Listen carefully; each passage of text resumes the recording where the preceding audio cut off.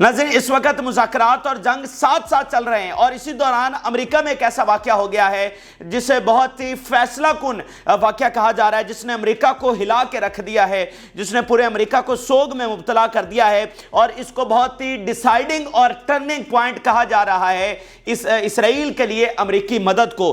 تو وہ کیا واقعہ ہوا ہے وہ بھی آپ کے ساتھ شیئر کریں گے۔ پھر ناظرین ہم بہت ہی کروشل ٹائم پر اس وقت پہنچ چکے ہیں، یا تو پھر یہیں پر جنگ بندی ہوگی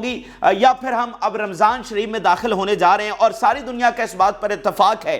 کہ رمضان شریف میں اسرائیل کے لیے صورتحال ناقابل کنٹرول ہو جائے گی، آؤٹ آف کنٹرول صورتحال ان کے لیے ہو جائے گی، اور ایک ایسی ویو آئے گی جس کو پھر کوئی سنبھال نہیں سکے گا، ایک ایسی تباہی آنے والی ہے۔ عالم اسلام کا ایک ایسا فیصلہ کن مار کا لڑا جانا ہے کہ جس کو اسرائیل جیت نہیں سکے گا۔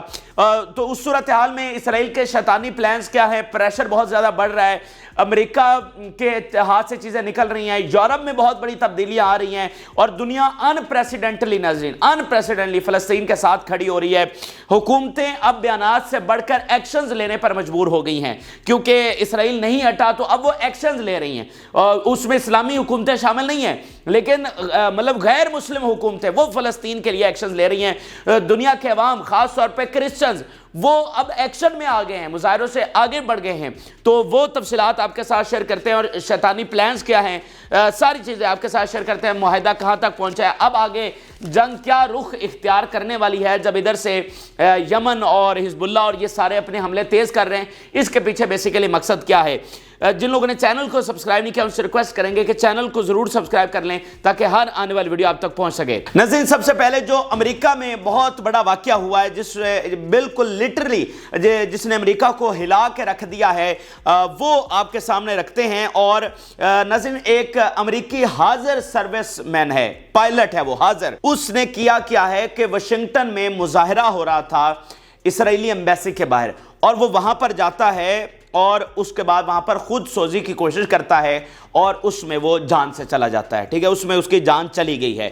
اب یہ اتنا بڑا واقعہ ہے کہ تاریخ میں اس کی کوئی مثال نہیں ملتی، یعنی امریکہ نے، آپ اس کا 100 سال اٹھا کر دیکھ لیں، پچھلا مسلسل امریکہ جنگوں میں رہا ہے، تو یہ پہلا ایسا واقعہ پیش آیا ہے کہ، اور خاص طور پہ اسرائیل کے حوالے سے دیکھیں فرق ہوتا ہے چیزوں میں، عراق میں جنگ ہو رہی ہے تو فرق ہے، اسرائیل میں جنگ ہو رہی ہے تو فرق ہے۔ اسرائیل ان کے لیے ایک مذہبی جگہ ہے، اسرائیل کی حمایت ان کے لیے مذہبی فریضہ ہے، تو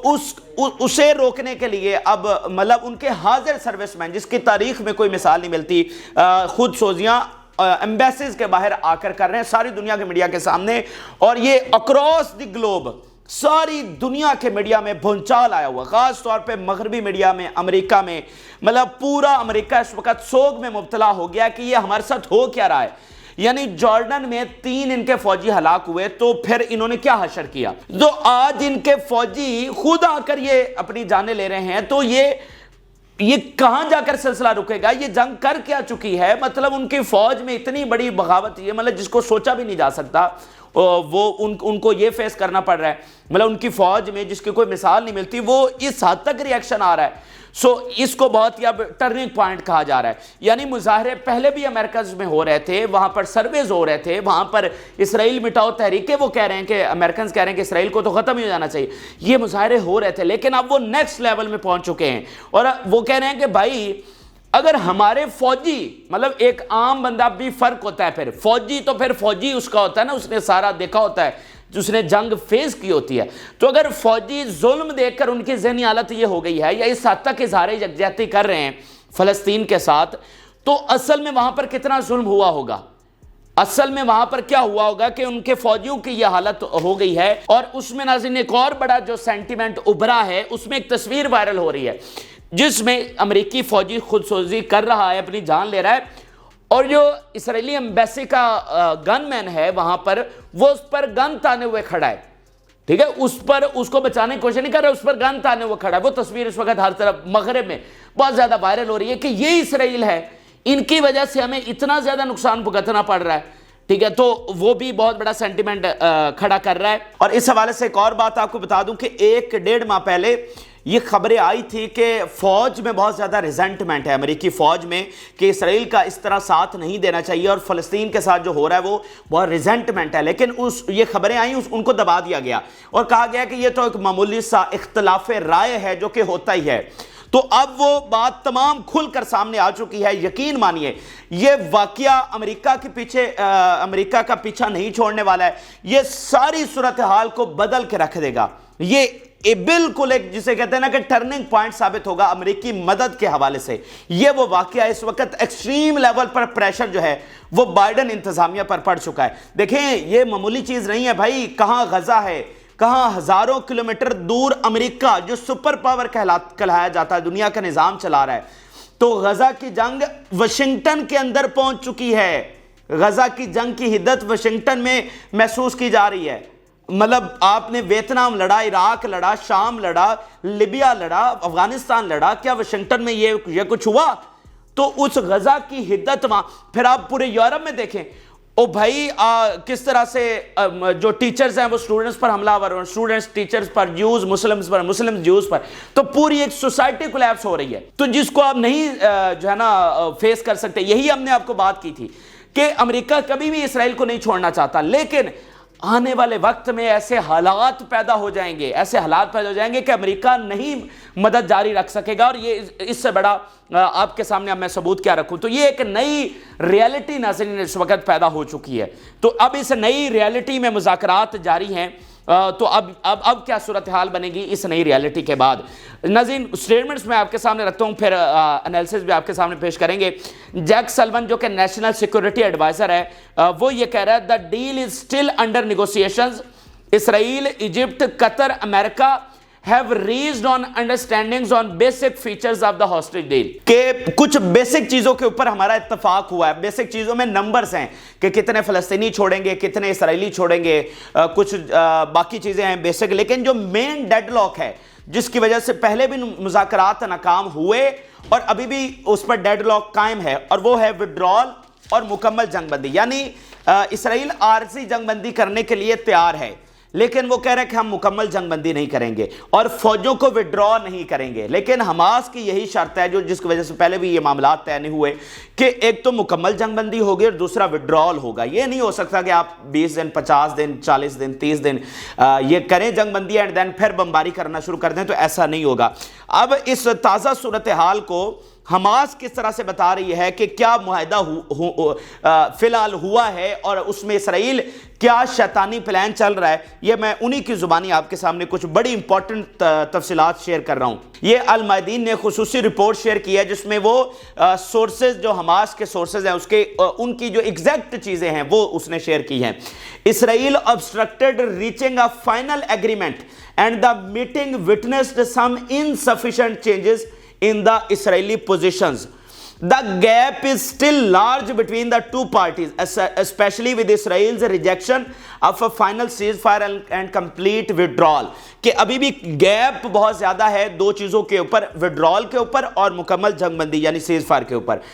پھر وہ کہہ رہے ہیں although some progress was achieved at specific points, the main demands of the Hamas were ignored. کہ کچھ چیزوں پر اتفاق ہوا لیکن جو مین ڈیمانڈ تھی مکمل جنگ بندی اور withdrawal وہ نہیں، اس کو اگنور کیا گیا ہے۔ Among the matters that have been overlooked is the stipulation of a final ceasefire and a complete withdrawal of the occupation forces from the Gaza Strip. اب یہ دوبارہ وہی بات کر رہا ہے، یہ بڑی امپورٹنٹ چیز ہے۔ Hamas believes that Israel is trying to buy time and delay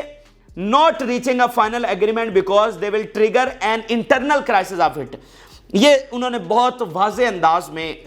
جو شیطانی پلان ہے اسرائیل کا وہ سامنے رکھا ہے۔ وہ کہہ رہے ہیں کہ اسرائیل کی یہ کوشش ہے کہ ہم فائنل ایگریمنٹ تک نہ پہنچے، لیکن ادھر ادھر کی باتیں کر کے اچھا جی پیرس میں مذاکرات ہو رہے ہیں، اچھا جی اب وہ واپس آ کے ڈسکشن کر رہا ہے، اچھا اب جی ٹیم قطر جا رہی ہے، اچھا جی اب وہاں پر کچھ ڈسکشنز ہوئی ہیں، اچھا جی اب سارے ڈیلیگیشن جو ہے وہ ایجپٹ میں ملاقات کر رہے ہیں۔ تو اس طرح وہ گھما کے ٹائم بائی کر رہا ہے اور اس کی کوشش یہ ہے کہ فائنل ایگریمنٹ تک نہ پہنچا جائے۔ کیوں؟ کیونکہ اس کے اندر ایک کرائسس پیدا ہو جائے گا۔ دیکھیں نا کہ اندر جو پبلک ہے، سارے انتہا پسند تو ہیں، اس کی کابینہ ہے، تو وہ اس کو کیسے برداشت کریں گے؟ تو اس لیے وہ فائنل پر نہیں جائے گا۔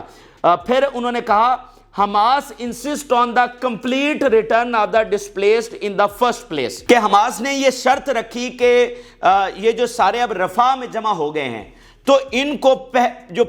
بالکل پہلی جو چیز ہوگی اس میں ان کو جو ہے وہ واپس ڈسپلیس کو واپس لایا جائے گا، یعنی یہ واپس اپنے گھروں میں جائیں گے، رفح سے ہوتے ہوئے نارتھ، اور مطلب پورا واپس ان کو اپنے گھروں میں جانے دیا جائے گا، باقی ایڈ اور باقی چیزیں وہ تو آئیں گی، لیکن ان ڈسپلیس کو فوری واپس بھیجا جائے گا اپنے گھروں میں، ان کو الاؤ کیا جائے گا۔ ابھی جب یہ واپس جاتے ہیں تو وہ ان پر بمباری اور گولیاں سیدھی چلانا شروع کر دیتے ہیں، اس لیے یہ رفح میں بیٹھے ہوئے ہیں۔ تو یہ حماس نے ان تازہ جو ڈائیلاگز ہوئے ہیں، جو تازہ صورتحال ہے، اس کو بیان کیا۔ اب یہاں پر اسرائیلی پوزیشنز کیا ہے، اسرائیل کیا کر رہا ہے اور اس کی ظاہری کیا ہے اور باطن میں کیا ہے۔ ناظرین، نتن یاہو کی جانب سے بڑا واضح بیان سامنے آیا ہے۔ ایک طرف تو یہ مذاکرات چل رہے ہیں لیکن اس کا بیان اس وقت سارے میڈیا میں چل رہا ہے، اور یہ حماس نے اس کو بہت زیادہ کنڈیم کیا، سارے مڈل ایسٹ نے اور باقی ملکوں نے بہت کنڈیم کیا، اور اس نے کہا جی ہم رفح آپریشن کرنے جا رہے ہیں۔ آپ ان کا تکبر چیک کریے، یہ کس قسم کی قوم اس عالم انسانی پر یہ مسلط ہو گئی ہے،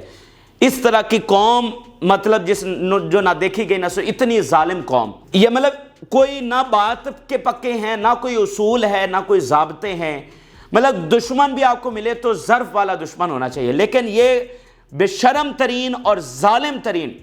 اور کم ظرف، ٹھیک ہے، ایک طرف دنیا کس جگہ پر پہنچ چکی ہے اور ادھر مذاکرات کے لیے ٹیم بھیج رہے ہیں، ساتھ کریں ہم رفح، بھائی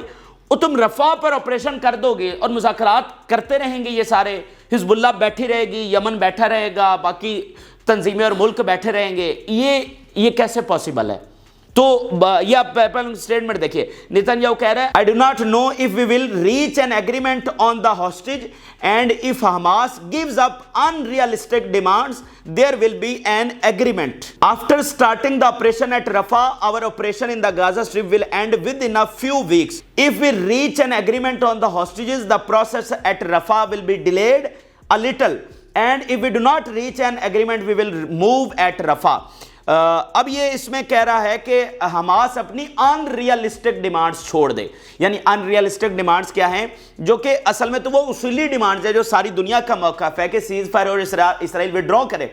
تو لیکن یہ کہہ رہا ہے کہ اگر حماس یہ اپنی ڈیمانڈ چھوڑے گی وڈرال والی اور سیز فائر والی تو ہم بات آگے بڑھائیں گے، لیکن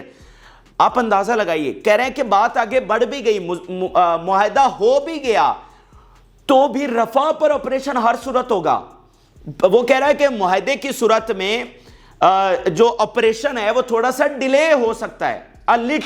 تھوڑا سا ڈیلے ہو جائے گا، لیکن رفح پر آپریشن ہر صورت میں ہو جائے گا، معاہدہ ہوا بھی صحیح تو۔ اور رفح پر آپریشن کے بعد وہ کہہ رہا ہے within few weeks ہم اپنا جو یہ جنگ ہے وہ ختم کر دیں گے کیونکہ ہم جیت جائیں گے۔ ایک اور اس کا بیان دیکھیے، we are on our way to Rafah and we will approve plans including plans to evacuate the civilian population from there in order to achieve comprehensive victory over Hamas۔ یہ اس کا تازہ ترین سٹیٹمنٹ آیا ہے جس کو بہت زیادہ کنڈیم کیا گیا ہے کہ یہ مطلب کیا بلشٹ ہے کہ ایک طرف وہ مذاکرات، تو اس لیے تو حماس نے کہا ہے نا کہ یہ دیکھیں حماس نے ان کے شیطانی پلان کو سمجھ کر ہی بیان دیا ہے، ان کا بیان اس کے بیان کے بعد میں آیا کہ یہ اس کے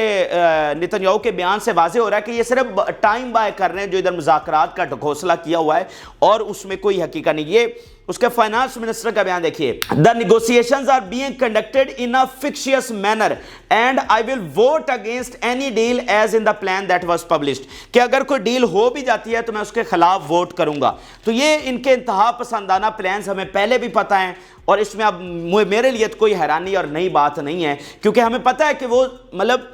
جن کا مقصد اس سالوں اور صدیوں سے یہی ہے، انتہا پسندی ہے، تو پھر اب ہم ان سے امن کی توقع بھی کیسے کر سکتے ہیں؟ جنہوں نے اتنے عورتوں اور بچوں کو شہید کر دیا، اب ہم ان سے کوئی امن کی توقع کریں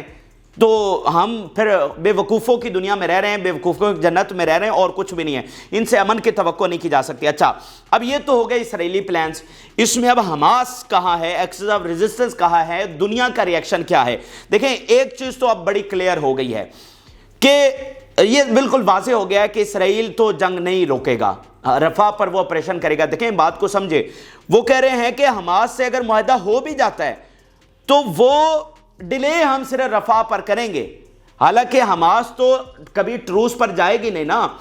لیکن اگر چلی بھی جاتی ہے تو پھر بھی وہ کہہ رہے ہیں کہ رفح پر آپریشن نہیں رکنے والا، نہ ہی ہم اپنی فوجیں وڈرا کرنے والے ہیں، تو وہ تو پھر وہاں پر آپریشن کرنے ہی جا رہے ہیں۔ تو اسی لیے ایکسس آف ریزسٹنس نے تمام نے اب یہ فیصلہ کر لیا ہے کہ اب ہم جنگ کو بڑھائیں گے آگے، اب ہم آل آؤٹ وار کی طرف جا رہے ہیں۔ یمن کے پچھلے اگر ہم 72 گھنٹوں کے حملے دیکھیں، خاص طور پہ 48 گھنٹوں کے، تو ہمیں بالکل واضح ہو رہا ہے وہ سب مرین ویپنز بھی لے کر آ رہے ہیں، انہوں نے انٹرنیٹ کیبلز کاٹنا شروع کر دی ہیں، وہ باب المندب کو مکمل بند کرنے جا رہے ہیں۔ ادھر حزب اللہ کے اگر آپ دیکھیں تو مطلب حیران 130 جو کلومیٹر ہے وہاں ہر شہر پر حملے کیے جا رہے ہیں، ڈیپ اندر آ کر حملے کیے جا رہے ہیں، جو اپنا ہیوی ویپن ہے وہ بارڈر کے قریب لا رہے ہیں، آپ کو رپورٹ بھی کر چکے ہیں۔ تو یہ سارا اس لیے ہو رہا ہے کہ ان میں اب سب کو پتہ چل گیا اور سب کا نے اتفاق کر لیا ایکسس آف ریزسٹنس نے کہ مذاکرات کا کوئی نتیجہ نہیں نکلنے والا، اور مذاکرات ہو رہے ہیں، ٹھیک ہے، ایک ہمارا ڈیلیگیشن کر رہا ہے، لیکن اب ہمیں اپنا انتہائی قدم اٹھا دینا ہے، اب مزید انتظار نہیں کیا جا سکتا، کیونکہ اسرائیل پیچھے نہیں ہٹ رہا۔ اب اس میں دنیا کا دیکھیے کہ دنیا کیا کچھ کر رہی ہے،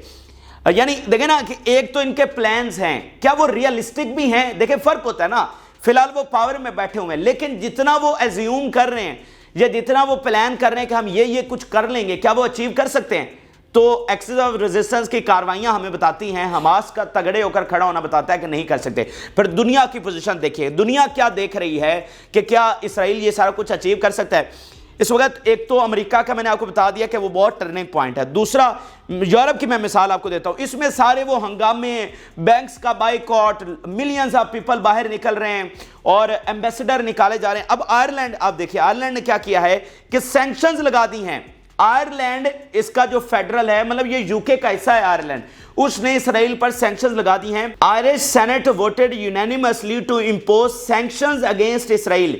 They voted for impose sanctions against Israel, actively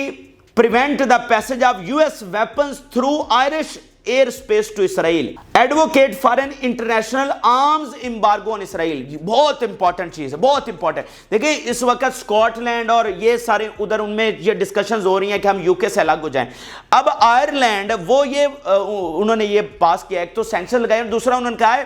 کہ اسرائیل کو جاتے ہم ہتھیار ہماری ایئر اسپیس سے نہیں جائیں گے، یعنی ان کے ہتھیار یوکے سے ڈیلیور ہو رہے ہیں نا، امریکہ کا بھی ایک ویئر ہاؤس یوکے میں ہے، تو یا نیدرلینڈ سے بھی جاتے ہیں، تو وہ کہہ رہے ہیں کہ ہماری ایئر سپیس ہے، ہم اس کو نہیں گزرنے دیں گے۔ اور ساتھ انہوں نے کہا ہے کہ جو انٹرنیشنل امبارگو ہے، پابندی ہے آرمز پر، ہتھیاروں پر، اسلحہ پر اسرائیل کے لیے، وہ لگانی چاہیے، اس کے لیے ہم اب پورا زور لگانے جا رہے ہیں۔ اپنے تو بند کر ہی دیے، دنیا میں جو ان کو ہتھیار جا رہے ہیں زیادہ تر تو یورپ سے جا رہے ہیں، تو اس کو ہم بند کرنے کی طرف جا رہے ہیں۔ سو دس از اے بگ ون، ماضی میں اس کی کوئی مثال نہیں ملتی۔ اچھا، اب اسرائیل کے اندر کیا سمجھا جا رہا ہے، جو ان کے تھنک ٹینکس ہیں وہ کیا سمجھتے ہیں کہ کیا یہ کوئی ریئلسٹک ہمارے گولز ہیں یا نہیں، اسرائیل اس کو اچیو کر سکے گا یا نہیں۔ اسرائیل کا اپوزیشن لیڈر کہہ رہا ہے Netanyahu is guilty, he is not qualified and we must go to the elections as soon as possible. یہ اسرائیل کے اندر سے آوازیں اٹھ رہی ہیں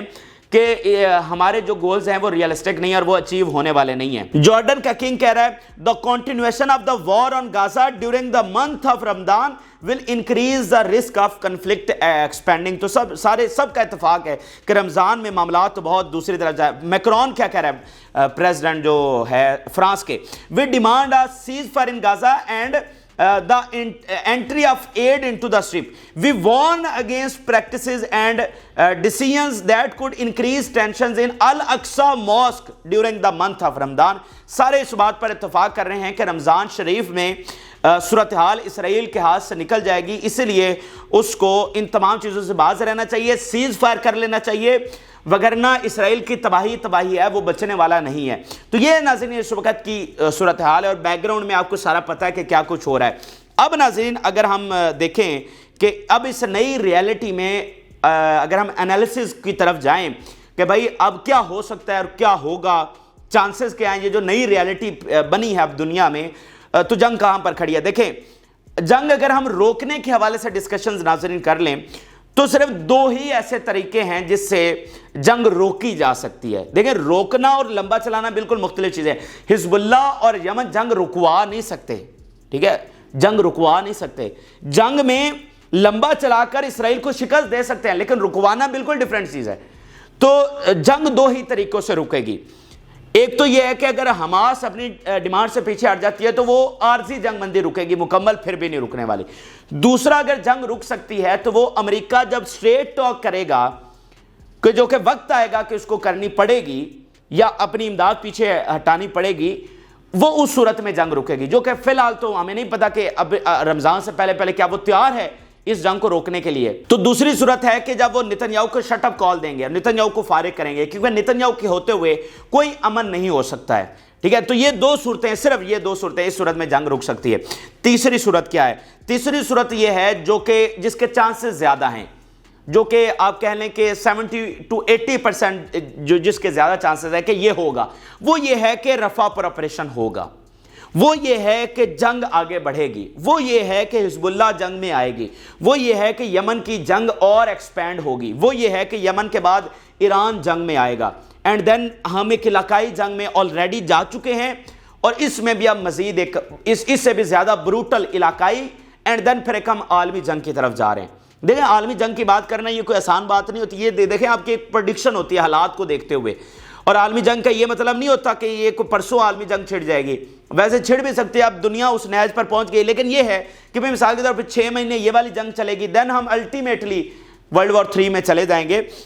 تو جنگ ہمیں بڑھتی ہوئی نظر آ رہی ہے، ہمیں مطلب بالکل کلیئرٹی ہے، مجھے اس حوالے سے بالکل کلیئرٹی ہے کہ اسرائیل اپنا گول جو ہے وہ ابنڈن نہیں کرے گا۔ صرف ایک صورت ہے کہ امریکہ اگر امداد کھینچ لیتا ہے تو پھر اس کو کرنا پڑے گا، اس کے پاس پھر کوئی چارہ نہیں ہے۔ تو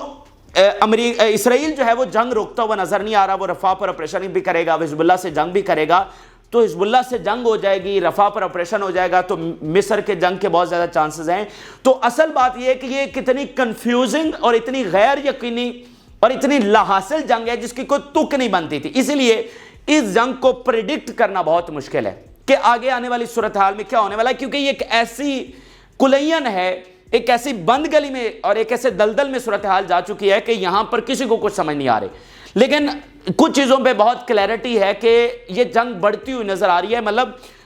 اسرائیل اس کو آگے پھیلائے گا، وہ رکے گا نہیں۔ تو بات یہ ہے کہ اچھا اگر وہ نہیں رکتا اور یہ سب کے ساتھ وہ جنگ کرتا ہے تو کیا وہ ایٹ دی اینڈ گریٹر اسرائیل بنے گا یا پھر ایک مکمل فلسطین بنے گا؟ تو مجھے آپ بتائیے، اب آپ اتنے دنوں سے جنگ کو دیکھ رہے ہیں، آپ کو کیا لگتا ہے کیا اسرائیل اتنا پاورفل ہے کہ وہ ان سب کو ہرا کے گریٹر اسرائیل بنا لے گا؟ جو 5 مہینوں میں ایک چھوٹے سے علاقے میں جس میں اس کا محاصرہ ہے، اس کی ایک چھوٹی سی تنظیم کو نہیں ہرا سکا تو وہ ان سارے ملکوں کو ہرا سکتا ہے؟